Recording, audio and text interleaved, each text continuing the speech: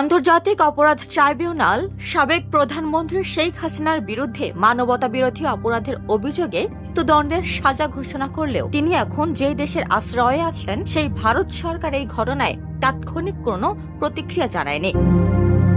তবে ভারতের শীর্ষস্থানীয় কর্মকর্তারা বিবিসিকে আভাস দিয়েছেন, এই রায়ের ফলে শেখ হাসিনাকে নিয়ে দিল্লির অবস্থান আদৌ বদলাচ্ছেন না এবং তাকে বাংলাদেশের হাতে তুলে দেওয়ারও কোনো প্রশ্ন উঠছে না।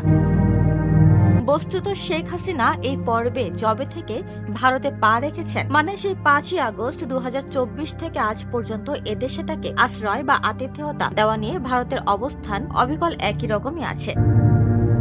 আর সেই ঘোষিত অবস্থানটা হলো একটা বিশেষ পরিস্থিতিতে বাংলাদেশের সাবেক প্রধানমন্ত্রীর সুরক্ষা ও নিরাপত্তার কথা ভেবে তাকে এদেশে সাময়িক আশ্রয় দেওয়া হয়েছে, এর বেশি কিছু নয়।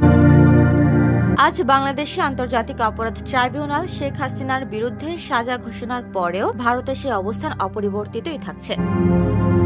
এর অর্থ তাকে আশ্রয় দেওয়ার সিদ্ধান্ত বা ভারতের মাটিতে তাকে আপাতত রেখে দেওয়ার সিদ্ধান্ত পুনর্বিবেচনা করা হতে পারে এমন সম্ভাবনা দেখা যাচ্ছে না।